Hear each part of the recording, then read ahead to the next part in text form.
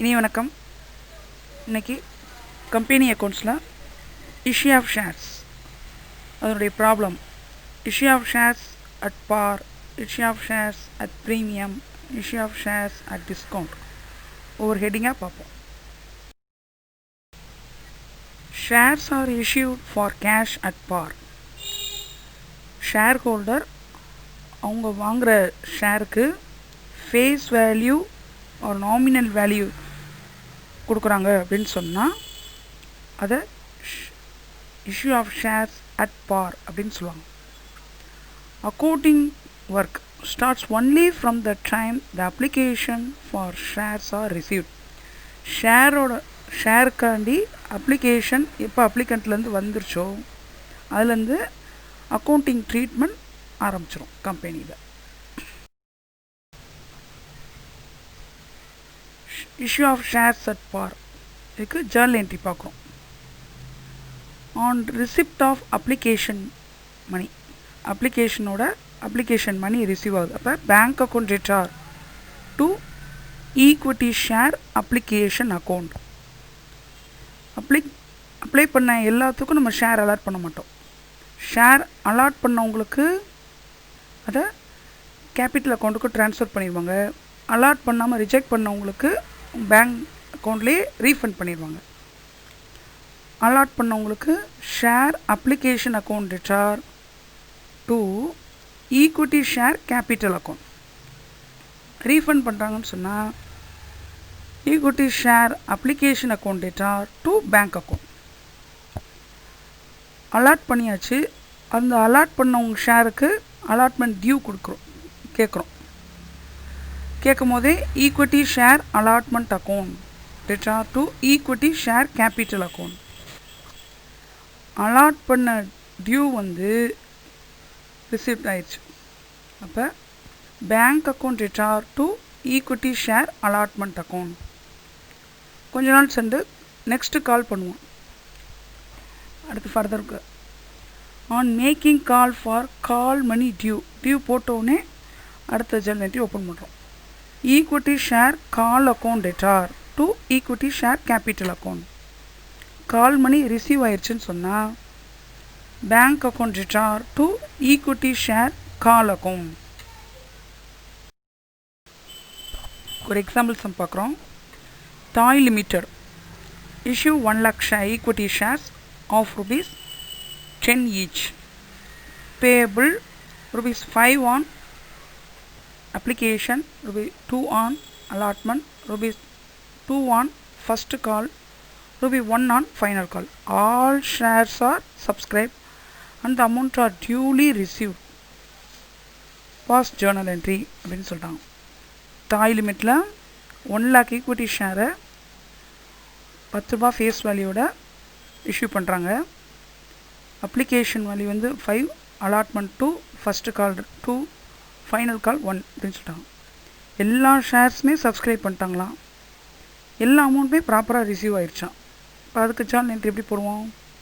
First எழுதிக்கிறோம் solution in the book of Thai limited எழுதிட்டோம். Journal entry date particulars LF column debit credit போட்டாச்சு. First எனது application receive ஆகுது. Bank account debtor to equity share application account 5 lakh ₹5 application money, 1 lakh equity share, 1 lakh into 5 lakh போட்டோம். Application money received. அடுத்து application money என்ன பண்ணணும்? Capital அக்கௌண்ட்டுக்கு நம்ம transfer பண்ணணும். அப்போ equity share application account debtor to equity share capital account 5 lakh transfer of application money to share capital. Okay, அடுத்து என்ன பண்ணுறோம்? இந்த ஷேர் அலாட்மெண்ட்டுக்கு டியூ, அடுத்து ஷேர் அலாட்மெண்ட் டியூ கொடுக்குறோம். டியூ போடும் போதே என்ட்ரி போட்டுறணும். Equity share allotment account debtor to equity share capital account. எவ்வளவு டியூ? எவ்வளவு? ₹2 கேட்குறோம் ஒவ்வொரு சப்ஸ்கிரைபருக்கும். இப்போ 1 lakh into 2 போட்டால் 2 lakh share allotment money due. இப்போ டியூ போட்டோன்னே எல்லா அப்ளிகண்ட்டுமே என்ன பண்ணிட்டாங்கன்னா டியூவை கட்டிட்டாங்க. இப்போ bank account debtor to equity share allotment account. இந்த 2 lakh போட்டோம். Allotment money received. இப்போ கொஞ்ச நாள் சென்று திருப்பி கால் மணி டியூ போடுறோம். டியூ போடுறோன்னா என்ன பண்ணும்? Equity share first call account debtor 1 lakh. Due money எவ்வளோ? ஃபஸ்ட்டு காலுக்கு 2. 1 lakh into 2 2 lakh. 2 equity share capital account 2 lakh. Share first call money due போடாது. எல்லாருமே ப்ராப்பராக கட்டிட்டாங்க ஃபஸ்ட்டு டியூவை. அப்போ என்ன வரும்? Bank account debtor 2 lakh to equity share first call account 2 lakh. Share first call money receive வந்துருச்சு. அடுத்து கொஞ்ச நாள் சென்று என்ன பண்ணுறோம்? திருப்பி ஒரு கால் ஃபைனல் கால் விடுறோம். ஃபைனல் கால் எவ்வளவு? 1 rupee. அப்போ இது எப்படி எழுதணும்? ஃபைனல் கால்னு சொன்னாவே அது எத்தனாவது கால் அண்டு ஃபைனல்னு எழுதணும். அப்போ அது equity share second and final call account debtor 1 rupee தான். இப்போ 1 lakh into 1 rupee 1 lakh. 2 equity share capital account 1 lakh. Share second and final call money due எழுதிட்டோம் நரேஷன். அதுவும் எல்லாருமே கட்டிட்டாங்க. அப்போ bank account debtor 1 lakh to equity share second and final call account 1 lakh. Share second and final call money receive.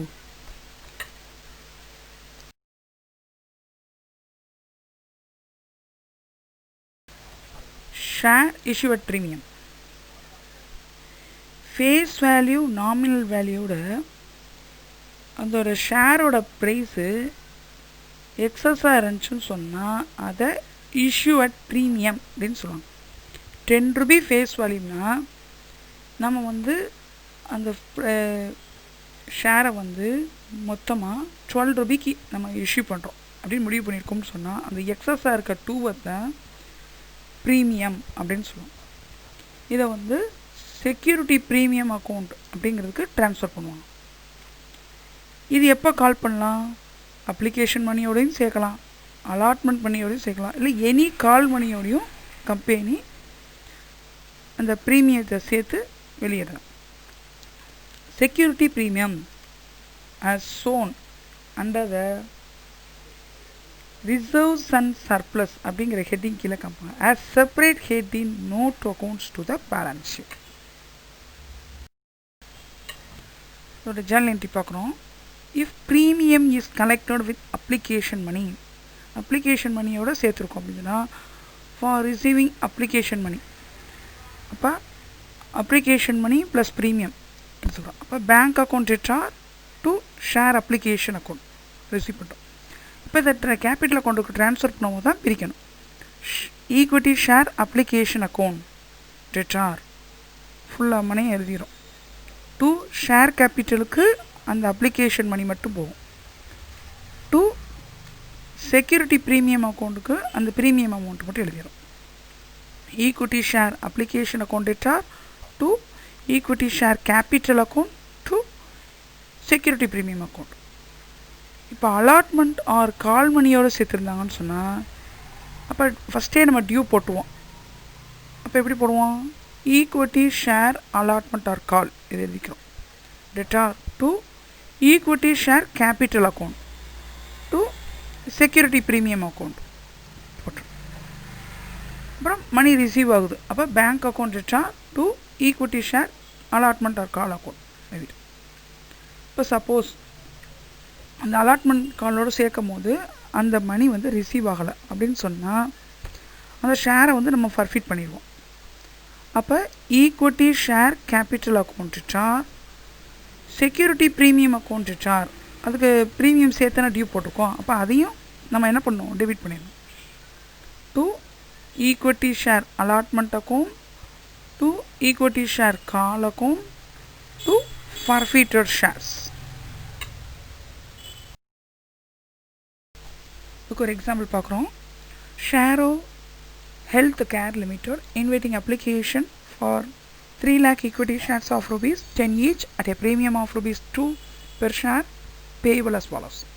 Rupees 3 on application, rupees 5 including premium on allotment, rupees 4 on first and final call. There was over subscription and application were received for 4 lakh shares and excess application were rejected by the directors. All the money dues were received post journal entry. 3 lakh equity share 10 plus 2 premium ஓட issue பண்ணுறாங்க. 3 on application, allotment பண்ணியில் 5 including premium சொல்லிட்டாங்க. First and final காலில் 4 Ruby. ஆனால் over subscription ஆகிருக்கு. Application வந்து 4 lakh ஷேர்ஸ்க்கு வந்திருக்கு. எக்ஸஸாக இருக்கிறத டேரக்டர்ஸ் ரிஜெக்ட் பண்ணிட்டாங்கன்னா எல்லாம் டியூ மணியும் ரிசீவ் ஆயிடுச்சான். ஜர்னல் என்ட்ரி போட சொல்லிட்டாங்க. Solution. Number of share rejected 4 lakh minus 3 lakh equal to 1 lakh. இப்போ ஜர்னல் என்ட்ரி எழுதுகிறோம். இந்த book of Shero health care limited journal entry date particulars LF column debit credit போட்டோம். எவ்வளோ application work receive ஆனிச்சு? 4 lakh ஷேர்ஸ்க்கு. அப்போ bank account HR to equity share application account 4 lakh into 3 போட்டோம்னா 12 lakhs 12 lakh credit. Application money on 4 lakh shares at the rate of rupees 3 per share receive. இப்போ application மணியை நம்ம share கேபிட்டலுக்கு transfer பண்ணணும். 3 lakh share தான் நம்மள்ட்ட இருக்குது. அப்போ 3 lakhக்குள்ளது மட்டும் நம்ம ட்ரான்ஸ்ஃபர் பண்ணுறோம் கேபிட்டலுக்கு. Equity share application account debtor to equity share capital account 3 lakh shares into 3 போட்டோம்னா 9 lakh. அப்போ 9 lakh எழுதிட்டோம். Share application transfer to share capital. எக்ஸஸாக இருக்க அப்ளிகேஷனுக்கு நம்ம ரிஜெக்ட் பண்ணிட்டோம், அதை ரீஃபண்ட் பண்ணுறோம். ரீஃபண்ட் பண்ணோம்னா என்ன பண்ணும்? Equity share application account debtor to bank account 1 lakh into 3 lakh மணி refunded for rejected application. Next வந்து அலாட்மெண்ட் டியூ போடுறோம். அலாட்மெண்ட் வந்து ப்ரீமியம் அமௌண்ட்டும் சேர்ந்துருக்கு. 5 rupees சொல்லியிருக்காங்க, அதில் ப்ரீமியம் 2, அப்போ அலாட்மெண்ட் டியூ 3. சரிங்களா? அப்போ equity share allotment account data to equity share capital account to security premium account எழுதிட்டோம். இப்போ அமௌண்ட் போட போகிறோம். ஈக்விட்டி ஷேர் அலாட்மெண்ட் அக்கௌண்ட்டுக்கு 3 lakh into 5 15 lakh போட்டாச்சு. அதுக்கு நேரம் எழுதிடணும். ஈக்விட்டி ஷேர் கேபிட்டலுக்கு ட்ரான்ஸ்ஃபர் ஆகிறது 3 ரூபி மட்டும்தான். அப்போ 3 lakh into 3 9 lakhs. Security premium அக்கௌண்ட்டுக்கு ப்ரீமியம் எவ்வளவு? 2 ரூபி. அப்போ 3 lakh into 2 6 lakh. நேரேஷன் எப்படி எழுதுவோம்? Share allotment money rupees 5 per share including rupees 2 premium receivable for 3 lakh shares due entry போட்டாங்க. இப்போ அலாட்மெண்ட் மணி எல்லாமே ரிசீவ் ஆயிடுச்சுன்னு சொல்லிட்டாங்க. இப்போ bank account debtor to equity share allotment account. ஓகேங்களா? 3 lakh shares into 5 15 lakhs allotment money received. அடுத்து first and final காலுக்கு due போடுறோம். Equity share first and final call account debtor to equity share capital account. எத்தனை ஷேருக்கு? 3 lakh ஷேர்ஸுக்கு 4 rupee. 3 lakh into 4 12 lakhs போட்டோம். Narration கால் மணி receivable due entry எழுதியாச்சு. Call money எல்லாமே receive ஆயிடுச்சுன்னு சொல்லிட்டாங்க. அப்போ பேங்க் அக்கௌண்ட் ரிச்சார் to equity share first and final call 12 lakh 12 call money received. Issue share at discount. Generally, the company is not allowed to issue share at discount. The buyer is required to pay less amount than the face value share issued or sold at discount. Face value ஓட குறைச்சி ஒரு ஷேரை இஷ்யூவை சோல்டோ பண்ணாங்கன்னா அதை issue share at discount அப்படின்னு சொல்லுவாங்க. பெரும்பாலும் கம்பெனி வந்து டிஸ்கவுண்ட்டில் இஷ்யூ பண்ணுறத ஏற்றுக்க மாட்டாங்க. Condition laid down in section 79 of the Indian Companies Act 1956. Companies Act discounted issueக்கு சில கண்டிஷன் கொடுத்துருக்காங்க அண்டர் செக்ஷன் 79ல. ஃபஸ்ட்டு பார்த்தோம்னா the share to be issued at a discount must be of a class already issued. டிஸ்கவுண்ட்டில் இஷ்யூ பண்ண போகிறோம் அப்படிங்கிறத நம்ம ஆர்டிகிள்ஸில் ஒரு கிளாஸ் கண்டிப்பாக ஏற்கனவே வெளியிட்டிருக்கோம். Issue must be authorized by a resolution passed by the company in general meeting and sanctioned by the company law board. Company law boardட்டையும் ஒரு சாங்ஷன் லெட்டரும் நம்ம ஆனுவல் ஜென்ரல் மீட்டிங்கில் ஒரு ரெசல்யூஷன் பாஸ் பண்ணி அதுலேயும் ஆத்தரைஸ் வாங்கியிருக்கோம். அவங்க 2 பேர் ஒத்துக்கிட்டால் மட்டும்தான். கம்பெனி லா போர்டும் ஒத்துருக்கணும், ஆனுவல் ஜென்ரல் மீட்டிங்கில் ரெசல்யூஷன் பாஸ் பண்ணி அதுலேயும் ஆத்தரைஸ் வாங்கியிருக்கோம். ரேட் ஆஃப் டிஸ்கவுண்ட் வந்து not more than 10% of face value. சரிங்களா? 1 year must have passed since the date at which the company was allowed to commence the business. குறைஞ்சது 1 ஆண்டாவது business ரன்னிங்கில் இருந்திருக்கும். அதுக்கப்புறம் தான் நம்ம அந்த மாதிரி இஷ்யூலாம் பாஸ் பண்ண முடியும். Issue of such shares must take place within 2 months after the date of court's action or within such extended time as the court may allow. கோர்ட்டில் என்ன பண்ணியிருக்கோம்? வித்தின் 2 months நம்ம வந்து அந்த ஷேரை வெளியிட்டோம். இல்லாட்டி கோர்ட் சொன்ன எக்ஸ்டெண்ட் டயத்துக்குள்ளே அந்த ஷேரை நம்ம அலோவ் பண்ணோம்.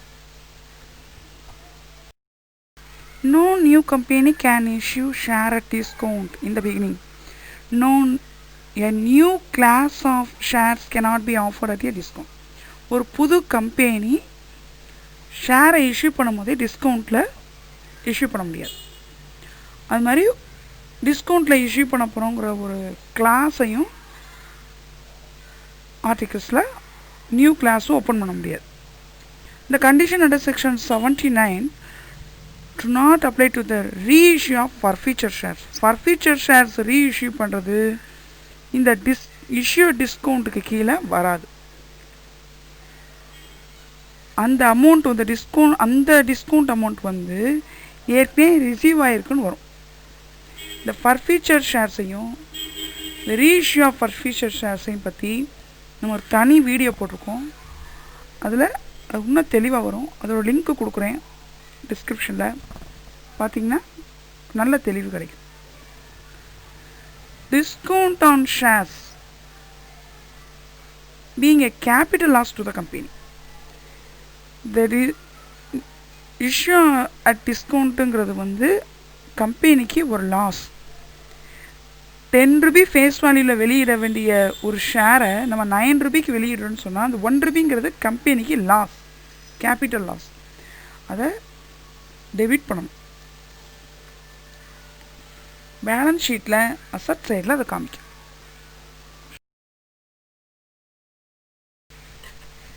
இன்றைக்கி கம்பெனி அக்கௌண்ட்ஸில் issue of shares at par, at premium, at discount, இதை பற்றி ஒரு எக்ஸாம்பிள்ஸோடு பார்த்தோம். நெக்ஸ்ட் வீடியோவில் கம்பெனி அக்கௌண்ட்ஸ்லேயே வேறு ஒரு டைட்டிலை பார்ப்போம். நன்றி.